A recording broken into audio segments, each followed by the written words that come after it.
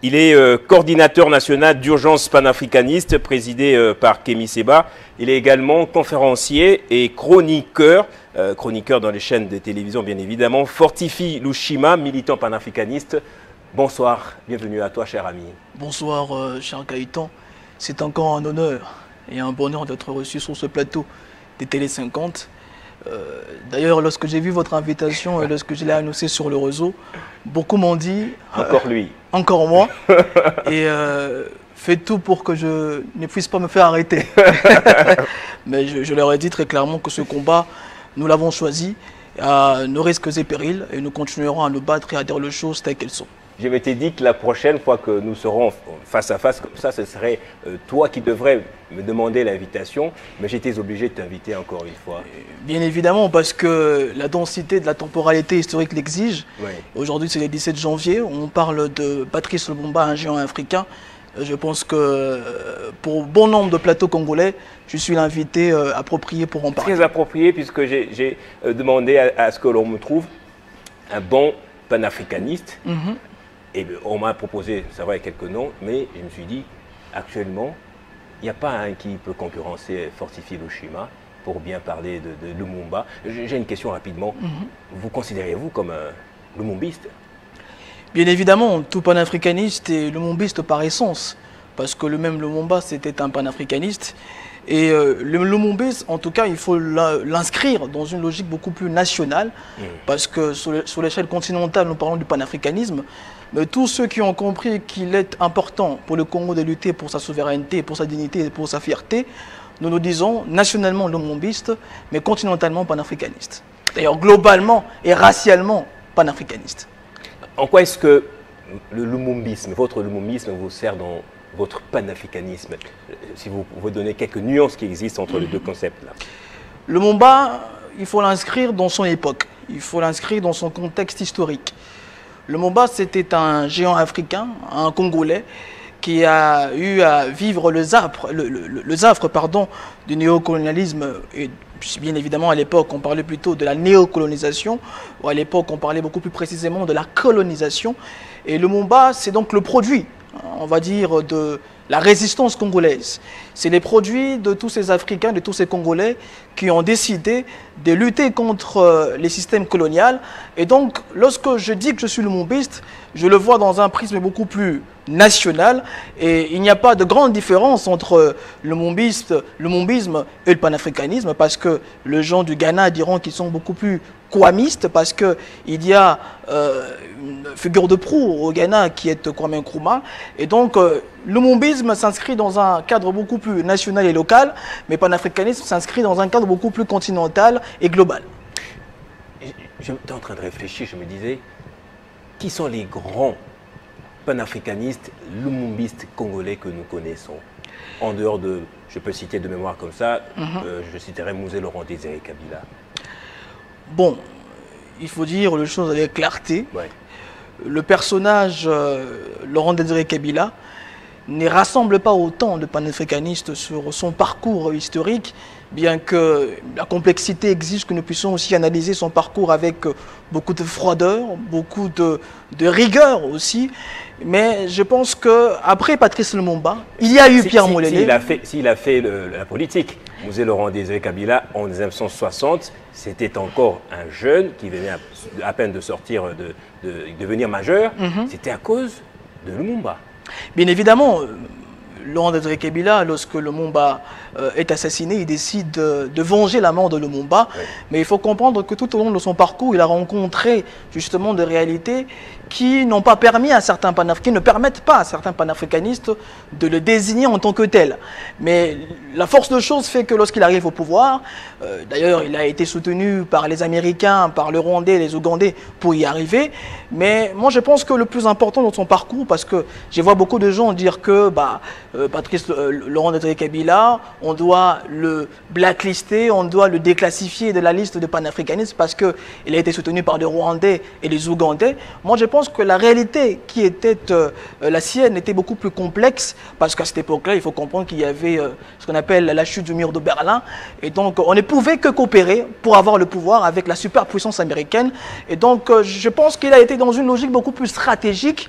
Et sa stratégie n'est pas tant suivie ou n'est pas tant acceptée par beaucoup, mais il n'en demeure pas moins que ça reste un homme congolais, un patriote congolais qui a décidé de sacrifier sa vie pour pouvoir libérer le pays. Parce qu'il s'est retourné contre tout ce monde-là. Bien sûr. Que ce soit contre les Ougandais, contre les Rwandais, même contre les Américains. Bien sûr, il s'est retourné contre tous ces mondes-là. Aussi téméraire que Lumumba. Mais vous savez, dans un parcours politique, il faut lire les débuts, le développement et la fin d'une carrière politique. C'est très important. Laurent Désiré Kabila a commencé... C'est pas la fin qui est le plus important? Non, tout le parcours est très important parce que ça sert d'enseignement, de leçon pour la jeune génération.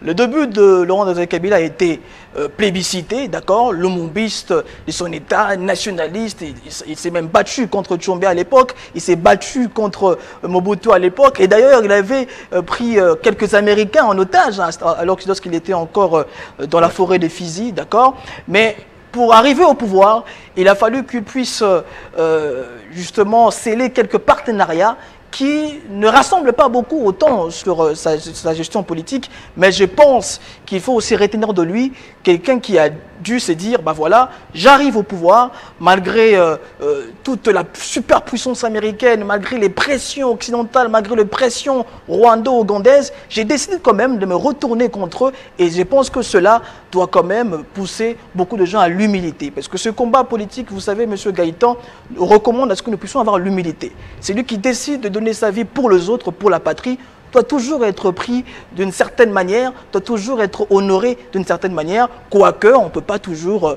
le mettre dans le grand cimetière de tous les grands panafricanistes. Et il est à côté, d'après vous, je pense, dans l'antichambre des panafricanistes. Je pense que Laurent Désiré Kabila a été un homme qui parfois dans son parcours s'est éloigné de l'idéal panafricaniste, parce qu'il faut aussi dire hein, qu'il s'était lancé dans le trafic d'or. Qu'est-ce qu'il avait comme dossier sur sa table?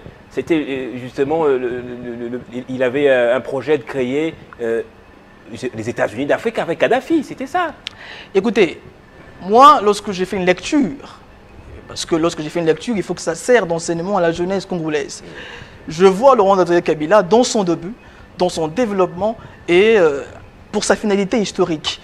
Je pense que le début a été bon, le développement est encore critiquable et sur bon nombre de points réprochable, mais la fin aussi, comme le diront certains, justifie le moyen, et il n'en demeure pas moins qu'il reste quand même un nationaliste, un lumumbiste, mais le mettre dans, on va dire, dans le grand cimetière ou dans le grand, justement, musée de tous les grands panafricanistes, dans le panthéon de grands panafricanistes, je pense que cela doit nécessiter une profonde réflexion. Mais il n'en demeure pas moins, je le dis, que c'est un homme qui a donné sa vie qui a caressé quand même les idéaux lumumbistes.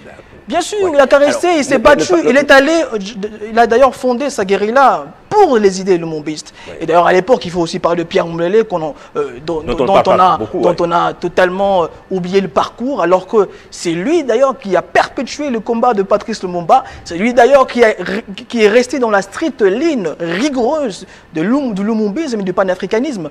Et donc je pense que Laurent Désiré Kabila, c'est un nationaliste lumumbiste, mais le mettre dans le panthéon de grands panafricanistes, je suis encore dubitatif. Est-ce pas parce que vous avez combattu plutôt son fils autrefois que vous vous sentez gêné de pouvoir aujourd'hui jeter des fleurs à son père? Je comprends pourquoi vous attardez sur la question de M. Kabila, peut-être parce que vous êtes un peu proche de l'idéologie de son fils. Moi pas du tout. Mais bon, c'est l'impression que vous donnez aux téléspectateurs, mais je pense que moi, j'ai été toujours dans la logique de la froideur. Et son fils alors bon, ne parlons plus des morts, si vous voulez bien. Et avant d'arriver au Panthéon, parlons des vivants, parce que c'est notre condition à nous, ce que nous avons en commun. Je vais vous citer quelques noms. Vous essayeriez, à l'échelle de 0 à 10, vous les situez où en termes de lumumbisme? Je commence par Joseph Kabila. Joseph Kabila, c'est quelqu'un qui arrive au pouvoir grâce aux puissances occidentales, il faut le dire. D'ailleurs, c'est lui, Michel, qui a joué un grand rôle pour que Kabila arrive au pouvoir. Les puissances occidentales n'ont fait qu'acquiescer, c'est que les comités locaux avaient décidé. Monsieur Gaëtan, je sais très bien que dans cette émission, vous n'êtes pas les co-débatteurs, vous êtes les journalistes. Donc laissez-moi donc le boulevard de répondre à vos questions. J'ai dit donc que monsieur Kabila est arrivé au pouvoir grâce aux puissances occidentales. Bien que il y avait un testament politique de Laurent Kabila qui disait que si je meurs aujourd'hui, j'ai eu à discuter sur cette question avec M. Edi Kapin lorsqu'il était encore en prison. Je suis allé le voir, en tout cas pour discuter autour de ce débat, ces grands débats. Et donc, il y avait un testament politique. Ouais. Mais Kabila arrive au pouvoir, il faut le dire, grâce aux puissances occidentales aussi. D'accord ? Lui, Michel a joué un grand rôle. Les Républicains ont joué un grand rôle. D'ailleurs, a été porté par lui, Michel, sur le plan international. Excusez-moi, laissez-moi terminer. Je sais que ici, ça sent un peu l'argent de toutes ces personnalités que vous mentionnez. Mais je suis en train de dire que Kabila est arrivé au pouvoir grâce aux puissances occidentales. Mais laissez-moi terminer. Lorsqu'il arrive au pouvoir grâce aux puissances occidentales, d'ailleurs, c'est un grand ami Adolf Hitler qui pille le diamant congolais, qui pille les richesses du Congo avec Glencore. Jusqu'aujourd'hui, d'ailleurs, ils sont très alliés. L'Angleterre est aussi très proche de l'actuel président, ce qui nécessite d'ailleurs une grande réflexion. Alors, Kabila arrive au pouvoir grâce aux puissances occidentales, et d'ailleurs soutenu par George Bush à l'époque, le républicain, et ce qui a fait d'ailleurs qu'il soit invité par George Bush à la Maison-Blanche. Mais il comprend au fur et à mesure que l'Occident n'est pas dans une logique d'aider la RDC, avec le temps au pouvoir. L'ère du temps a fait que Kabila puisse, parce qu'il a reçu des pressions, des ambassades occidentales, il s'est dit, bah écoutez, je vais finalement me tourner vers la Chine et la Russie. Mais c'est tourner vers la Chine et la Russie ne veut pas dire que vous êtes profondément un panafricaniste, ne veut pas dire que vous êtes un lumumbiste, parce que beaucoup de présidents africains le font pour protéger. Laissez-moi terminer, pour faire face aux révoltes ici à Léopoldville. Vous posez des questions et moi je suis là pour répondre. Mais aussi au Katanga. Depuis que je suis sur ce plateau, j'ai l'impression que vous êtes mon co-débatteur. Je suis en train de dire que M. Kabila, il comprend que l'Occident n'est pas en train de l'aider sur le terrain, d'accord? Il décide donc de se tourner vers la Chine et la Russie. Mais on le dit depuis très longtemps, se tourner vers la Chine et la Russie ne veut pas dire que vous êtes un panafricaniste. Beaucoup de présidents africains le font pour préserver leur régime, pour protéger leur régime. Il faut faire bénéficier à la population des partenariats chinois, le partenariat russe.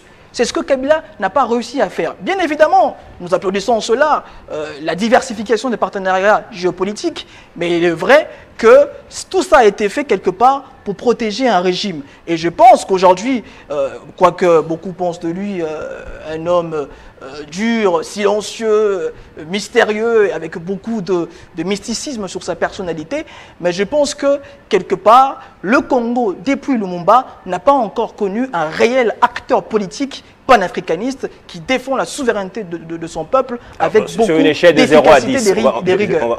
Sur une échelle de 0 à 10, vous le placez où? Je sais que vous êtes en train de vouloir sanctifier le personnage. Peut-être que vous êtes l'un de ces apparatchiks, je ne sais pas, les téléspectateurs en jugeront, mais je dis que je ne suis pas là pour corriger le papier de certains personnages qui se veulent être panafricanistes, mais je suis là pour dire la vérité telles qu'elles sont, et je dis que pour moi, Kabila, on ne peut pas le mettre dans le grand panthéon de panafricanistes mondiaux. Je lui donne 2 alors. Sur l'échelle de 0 à 10, je lui donne peut-être 2, 5, 4. Bon, vous posez des questions et vous répondez. Mais parce que vous ne répondez pas. Vous n'avez pas répondu à ça. Vous n'avez pas répondu à ça. Le membre de FCC, j'ai besoin d'un chiffre de 0 à 10. Comprendrons que vous avez donné 5 sur 10 à M. Kabila. Moi, je lui donnerais 7 personnellement. Ah, vous répondez à vos propres questions. Je cite un autre nom, Lambert Mende. C'est un lumumbiste aussi. Écoutez, Lambert Mende, vous savez, il y a une chose qu'il faut comprendre. Beaucoup d'acteurs politiques commencent la politique avec des bons idéaux. Je veux défendre la patrie, je suis lumumbiste, comme d'ailleurs Gizenga le disait à longueur de journée. Mais dans leur parcours politique, il s'éloigne de l'idéal lumumbiste. Il s'éloigne du panafricanisme. Je pense que Laurent Désiré Kabila, Lambert Mende, c'était des gens qui, lorsqu'ils ont commencé la politique, ils portaient réellement, profondément cet idéal panafricaniste. Mais avec le temps, ils se sont éloignés de l'idéologie. Lambert Mende a rejoint à un certain moment de sa carrière politique le RCD. Le RCD était un mouvement fabriqué par les Américains, fabriqué par les Ougandais et les Rwandais pour agresser le Congo. Donc je pense qu'à un moment donné, il faut, lorsque vous vous dites panafricaniste, rester dans la droiture panafricaniste, rester dans la droiture souverainiste. D'ailleurs, on sait qu'il avait beaucoup d'amis au sein de l'appareil politique belge, aussi Lambert Mende. Donc moi, je ne le prends pas pour un panafricaniste en tant que tel, mais je peux concéder le fait que lorsqu'il a débuté la politique, il portait cet idéal panafricaniste. Mais avec le temps, vous y mettez un bémol. Il a été un lumumbiste panafricaniste, mais finalement, il s'est dérouté. Lambert Mende, c'est de lui qu'on parle, non? Si vous n'achetez des 0 à 10, vous donnez combien? Écoutez, comme je le dis, je ne suis pas ici pour donner de noms, je ne suis pas un professeur du panafricanisme, je ne suis pas un promoteur d'une école ou d'une université panafricaniste. Moi, je peux déduire pour vous. Ce n'est pas mon travail. Moi, je dis simplement qu'il faut analyser les parcours avec froideur et ne pas se laisser bercer par quelques illusions de discours panafricanistes qui, parfois, profitent à un parcours politique, mais ne profitent véritablement pas à la population. Alors, puisque vous ne donnez pas des notes, je préfère qu'on passe à une autre question. Voilà. Je voulais vous poser la question je vous ai laissé le plaisir de donner des notes. Et je pense que vous avez donné j'ai une question Lambert encore importante. Si Lumumba était vivant, en vie, en ce moment-ci, avec le contexte mondial caractérisé par l'avènement de Donald Trump, le monde multipolaire, la guerre dans la bande de Gaza, etc., quelle décision aurait-il pris à l'immédiat? Lumumba, Premier ministre, en tant que Premier ministre. Premier ministre en RDC, actuellement, il aurait compris une chose. Il aurait compris que la crise que nous vivons au Kivu est en réalité une crise géopolitique mondiale. Ce n'est pas une crise régionale. Ce n'est pas le Rwanda qui agresse le Congo, ce n'est pas l'Ouganda qui agresse le Congo, mais c'est l'État voyou américain avec ses sbires européens qui nous agresse. Ça, Lumumba l'aurait compris rapidement. Lumumba au pouvoir actuellement, il aurait vite, comme il a fait d'ailleurs en 60, diversifié les partenariats géopolitiques avec des États qui défendent la multipolarité. D'ailleurs, à l'époque, Lumumba s'est rapidement mis à contacter les Russes, même si ce n'était pas finalement mis en forme, mais quand même, il a eu cette aptitude géopolitique et intellectuelle de le faire. Lumumba au pouvoir aujourd'hui aurait rapidement convoquer les États généraux de la défense nationale. Parce qu'il est important de désinfiltrer notre armée, parce que nous disons depuis 30 ans que notre armée est infiltrée, il aurait convoqué les États généraux de la défense nationale pour pouvoir désinfiltrer notre armée et pour pouvoir restructurer notre armée parce qu'il était partisan de la souveraineté militaire, de la souveraineté politique, de la souveraineté économique. Le moment au pouvoir, il aurait discipliné la gestion des affaires publiques. Le moment au pouvoir, il aurait tout fait pour que la justice sociale puisse être associée à la défense pour la souveraineté. Voilà ce qu'aurait fait Lumumba. D'ailleurs, ce sont des propositions que l'Urgence panafricaniste a mises sur la place publique depuis près de 4 mois pour pouvoir justement régler la problématique d'insécurité au Kivu. Donc je pense que Lumumba aurait pris une ligne souverainiste en s'associant justement aux pays qui défendent la multipolarité avec rigueur, avec efficacité, mais surtout avec ardeur. Et comment aurait-il traité Paul Kagame? Lumumba aurait traité Paul Kagame d'hérétique, des criminels, des génocidaires. Il aurait vu Paul Kagame comme nous le voyons aujourd'hui, le Netanyahou africain, le Netanyahou noir. Lumumba aurait vu Paul Kagame comme comment dirais-je, comme un criminel qui ne veut pas que le panafricanisme puisse véritablement être effectif. Parce que des gens comme Kagame sont en train justement de cracher sur l'idéal panafricaniste, sont en train de cracher sur le projet de père fondateur de l'Afrique et sont en train justement de cracher sur la mémoire de tous ces millions de morts qui ont lutté pour une Afrique unie, une Afrique forte, une Afrique souveraine. Alors j'ai 3 points ici qui se rapportent tous à la vie de Lumumba. Et il y a d'abord Lumumba et les rencontres, ça c'est le premier point. j'ai constaté en lisant la vie de Lumumba qu'il y a eu le déclic lorsqu'il a rencontré Frantz Fanon, notamment, et Kwame Nkrumah. Le deuxième point, c'est Lumumba et les arrestations. Il a été arrêté au moins 3 fois. Voilà. Et le dernier point, c'est Lumumba et son jeune âge. Ça, on ne doit jamais l'oublier. En 58, il avait à peine, je peux essayer de voir, 30 ans, pratiquement. Il a commencé à travailler à l'âge de 18 ans. Évidemment. Alors, tous ces 3 points se rapportent un peu aussi à ta vie. Et je vais te poser des questions par rapport à tout ça. On commence par Lumumba et les rencontres. Quelles sont les rencontres qui vous ont façonné dans votre panafricanité? Moi, je pense que dans votre panafricanisme. La première rencontre qui m'a fasciné, c'est la rencontre livresque. Lorsque j'étais tout petit déjà, mon père m'avait habitué à la littérature révolutionnaire africaine. Donc, depuis mon jeune âge, comme je l'ai dit d'ailleurs, moi, un peu comme votre Obélix, père qui est un Lumumbiste. évidemment. Incontesté et incontestable. C'est encore questionnable. Mais je suis en train de dire que mon père m'a habitué à la littérature africaine révolutionnaire. D'ailleurs, je ne cesse de le dire que, un peu comme Obélix, on m'a plongé dans la marmite de la potion panafricaniste depuis mon jeune âge. Et donc, moi, j'ai grandi dans une maison où il y avait des photos de Lumumba, de Thomas Sankara, de Modibo Keïta. Vous avez été biberonné par sur le mur. J'étais biberonné par l'idéal panafricaniste. C'est ma première rencontre justement avec le panafricanisme. Mais aussi, ma deuxième rencontre a été celle avec Kémy Séba. Kémy Séba, qui est aujourd'hui le président de l'Urgence panafricaniste, qui est d'ailleurs aujourd'hui aussi candidat à la présidentielle au Bénin. Oui. Et nous pensons que les ancêtres vont tout faire pour que cet agent des ancêtres méritants puisse arriver au pouvoir. Et donc, ma rencontre avec Kémy Séba, puisque je vais vous dire la chose très clairement, lorsque j'étais dans des débats avec mon père, il me disait toujours que, écoutez, tel est panafricaniste, celui-là est panafricaniste, mais j'ai resté encore dubitatif lorsqu'il me disait que Kabila Fils et autres étaient des panafricanistes. Et donc, Kémy Séba, qui est aujourd'hui, il faut dire les choses telles qu'elles sont, mon formateur idéologique, m'a permis de comprendre que dans ces combats, il y a 3 catégories de panafricanistes. Il y a ceux qui décident simplement de lutter contre l'Occident, il y a ceux qui décident simplement de lutter contre les gouvernements africains qui sont en collaboration incestueuse avec les puissances occidentales. Les gouvernements complices. Les gouvernements complices. Et puis il y a ceux qui décident de faire de ce combat, mener ce combat d'une manière bicéphale.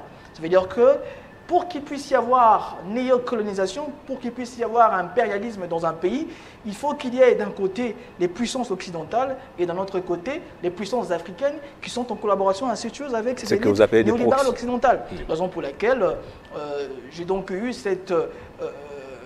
marqué cette position de ma façon de faire, de ma façon de dire les choses, et nous avons toujours compris que le combat c'est pour la souveraineté mais aussi pour la justice sociale. Et la troisième rencontre a été évidemment celle avec mes militants, d'accord. Et ça m'a permis justement de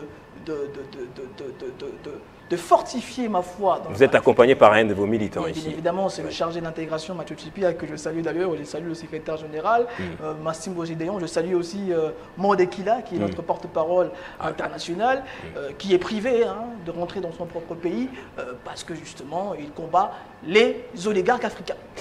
Ensuite, Lumumba et les arrestations. Fortifie Lushuma, je me souviens encore de notre dernière interview ici à Télé 50. Après, vous avez été arrêté par les agents, je ne sais pas, des renseignements. J'ai reçu beaucoup de coups de fil, j'ai été menacé à la suite de cette arrestation. Lumumba aussi a été arrêté plusieurs fois. La première fois dans la province orientale, la deuxième fois c'était ici avant la table ronde, la dernière fois ça lui a valu sa mort. Je veux savoir jusqu'où vous êtes prêt à aller vous, ou jusqu'où peut aller un panafricaniste. D'abord, j'aimerais préciser, M. Gaëtan, aucune volonté de ma part de me comparer à ces gens africains. Parce que je pense que Patrice Lumumba a mené son combat dans un contexte historique précis. Et moi, je mène mon combat dans un contexte historique aussi très précis, avec ses réalités, avec ses difficultés, avec ses particularités. Lorsque je me suis fait arrêter, beaucoup de gens pensaient que simplement c'est parce que j'ai dû critiquer le président de la République, alors que les choses étaient beaucoup plus complexes que ça. Mon arrestation, mon incarcération était suivie des différentes mobilisations que nous avons d'ailleurs effectuées en janvier 2024 et en février 2024. Et il y a eu, d'accord, une pression faite par les chancelleries occidentales sur le gouvernement congolais pour que ces derniers puissent m'incarcérer, pour que nos idées panafricanistes ne puissent pas être véritablement propagées au sein de masse congolaise. C'était l'ordre des puissances occidentales, c'était l'ordre d'ailleurs, pour être beaucoup plus précis, de l'ambassade américaine. Madame Lucie me suit, l'ambassadrice américaine, et sait de quoi je parle, d'accord? C'était une pression venue de chancellerie occidentale. Et donc, lorsqu'on m'arrête, cela dénote profondément une réalité qui est beaucoup plus présente et actuelle jusqu'aujourd'hui. On nous arrête parce que nous portons un combat et nous portons une idéologie salvatrice. On nous arrête parce que les Occidentaux savent pertinemment que s'ils nous laissent mener ce combat véritablement sans péril, sans risque, nous allons les déloger dans ce pays. Nous allons le faire partir parce qu'ils pillent notre pays. Ils nous mènent de guerre et ils savent que des gens comme nous, des gens comme Mondekila, des gens comme Gédéon Massibo et des gens comme Moizoulou, des gens, on est quand même nombreux aujourd'hui, des gens comme nous sommes véritables freins justement un problème projet pour impérialiste au Congo. Justement. Et la dernière session, c'est Lumumba et son jeune âge. Je disais, il était intellectuellement précoce. Voilà, très tôt déjà, il lisait comme vous. Est-ce que vous avez l'impression qu'on a une jeunesse qui est sacrifiée? J'ai l'impression qu'on fait tout pour clochardiser la jeunesse, qu'on fait tout pour que la jeunesse ne puisse pas rencontrer justement la vérité intellectuelle. On fait tout pour que la jeunesse puisse être réduite à la politique locale, cette politique du buzz, cette politique qui ne tient compte que de petits enjeux, cette politique qui condamne notre jeunesse au court terme. Aujourd'hui, il y a une jeunesse qui s'est complaît donc à soutenir des politiciens qui justement détruisent leur avenir. Aujourd'hui, nous avons une jeunesse, en tout cas une partie de la jeunesse, parce qu'aujourd'hui nous sommes de plus en plus nombreux. Nous avons une antenne à Goma, nous avons une antenne au Sud Kivu, bientôt nous serons aussi dans la capitale mondiale du cobalt, nous serons aussi à Kisangani. Donc nous sommes beaucoup plus nombreux que les gens ne le pensent. Et donc aujourd'hui, il y a une stratégie d'endormir la jeunesse. Et donc nous sommes là justement pour réveiller cette jeunesse dans ce combat panafricaniste. Pour terminer, Fortifi Lushima, Lumumba avait déclaré « Le Congo m'a fait, je ferai le Congo ». Votre phrase serait quoi? Ma phrase serait que nous devons porter en nous l'angoisse collective existentielle et la grandeur d'une volonté des puissances. L'angoisse collective existentielle, c'est ces sentiments de crainte, ces sentiments de peur, que nous pouvons un jour disparaître de la face du monde. Il y a des peuples dans l'histoire du monde qui disparaissent. Lorsque vous n'êtes pas vigilant, lorsque vous n'êtes pas prudent, vous risquez un jour de disparaître. Avec la balkanisation dont on parle aujourd'hui. Oui. La réalité est beaucoup plus actuelle. Et donc, je dis que la jeunesse congolaise doit porter en elle cette angoisse collective existentielle. Vous savez, les Russes sont forts aujourd'hui parce qu'ils ont peur de disparaître. Les Américains sont forts aujourd'hui parce qu'ils ont peur de disparaître. Les Français sont forts, les Chinois, les Malais, les Juifs. Le Turc, le Juif sont forts parce qu'ils ont peur de disparaître. C'est cette angoisse collective existentielle qui nous élève vers la grandeur. Donc j'ai dit simplement à la jeunesse de porter ces sentiments d'angoisse collective existentielle et de ne jamais arrêter d'avoir une ambition de grandeur et d'une volonté de puissance pour ce pays. Je vais essayer de reprendre ça pour ne jamais oublier. Porter l'angoisse collective, existentielle et la grandeur d'une volonté de puissance. Ne jamais cesser d'avoir une grande ambition pour ce pays. Merci beaucoup, Fortifi Lushima, d'être passé. Très belle, justement, intervention de votre part. Comme toujours. On va parler encore une fois politique, mais cette fois au sujet des contentieux électoraux à Massimanima, particulièrement avec un analyste politique, Lupsin Mukanza.